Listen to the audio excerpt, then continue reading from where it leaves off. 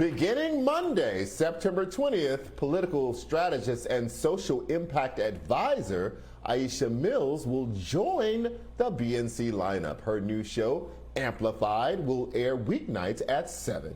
Aisha will conduct in-depth interviews, inspire dialogue, and engage in spirited debates that unpack the fundamentals of our legislative process and amplify the stories of Black and brown communities.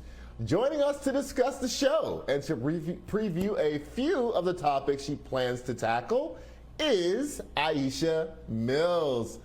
Aisha, tell us what we can expect on the new show. Charles, I am so excited to in this dope lineup at BNC. We are amped to be amplifying the politics and the policies that impact Black and brown people.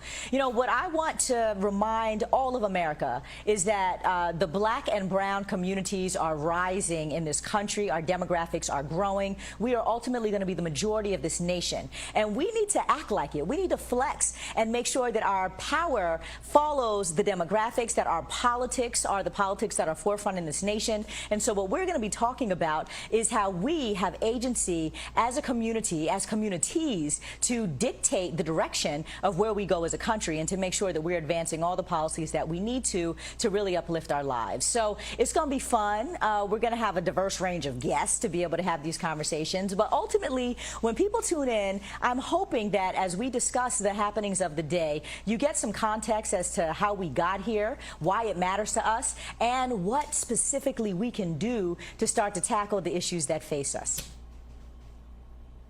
Aisha, you're a super talent. You could work anywhere. So I'm very curious about what attracted you to this particular network.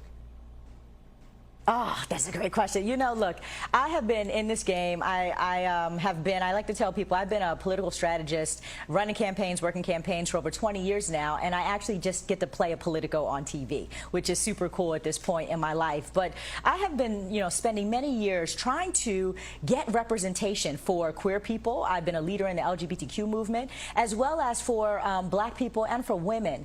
And so now it is just such an opportune moment for me to really be able to bring all the intersectionality of the politics that I have done throughout my life, and frankly that shaped me as a human, as a Black lesbian woman, to bear here at this network, where we get to be extremely Black, we get to talk about all the queer things, and frankly focus on the issues that impact our communities in a way that no other networks are doing. And we can do it with authenticity, we can do it with fervor, and we can do it unapologetically. And so I'm really excited here to be at BNC and to seize this opportunity in this moment in time in our nation's history, where we absolutely need these conversations to kind of permeate the discourse all across the country. Are there particular stories or kind of subject areas that you want to highlight on your show that you think get short shrift in other media? Yeah. So what in the world is all this stuff that they're talking about Washington? There's so much process, protocol, and tomfoolery, really, that we kind of, I think, don't do justice to the general public because we do talking points around it. Let's say the filibuster, for example, or a reconciliation process, or even when I say the language of demographic shift, what does that even mean? What are voting rights, and why are we fighting for them? There are so many things that are happening that what I would like to do at Amplify, and what you guys can expect, is that we're gonna explain them a little bit. We're gonna actually talk about what do these things mean and why does it matter to us. There are so many antiquated parts of our democracy that were erected really in order to hold Black people back. Structural racism is baked into fundamentally how our legislative process operates. We're going to break that down and understand it, and then understand how we can move the game and win at the game. We're also going to talk about accountability and how we can hold institutions accountable to Black communities that do a whole lot of lip service, but then when it comes down to their business practices, they're not actually practicing what they preach.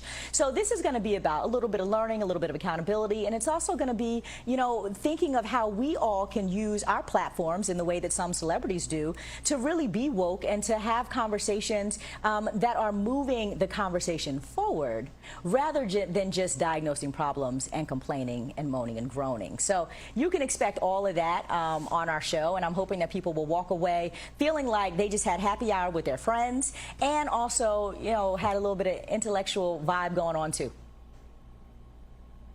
So let's talk about one of those topics you just brought up, the filibuster.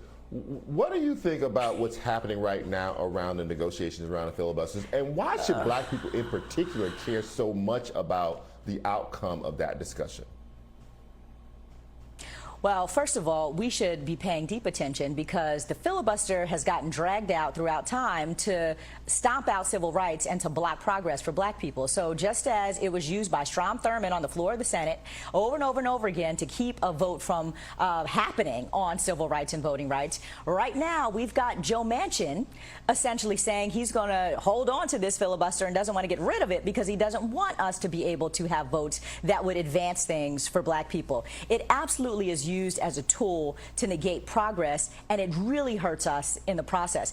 I don't think that there are negotiations going on the Hill. That's the thing that really upsets and frustrates me. You got two people who are ultimately dictating and deciding for all of us the future of America, and that is so problematic to me. And I think we need to really take heed to the way that this process works and critique that. Right? We need to talk about why is it that one dude in the Senate can hold up so much and have us in this place where we are paralyzed with regards to moving criminal justice reform or, you know, anything else that we care about as black people. So I want to just peg something that you said in that answer. You said that you don't believe that there are real negotiations going on the Hill, even though, you know, that the White House keeps saying that there are negotiations. Other senators and Congress people keep coming out and telling us that they're still talking and working through things and negotiating and discussing them. You don't believe that? Look, here's the thing. Here's the way that the Senate works. President Biden was in the Senate for a real long time. And the thing that he sold us on is that he is really good at the backroom dealings and the negotiating and like kind of doing things across the aisle, right?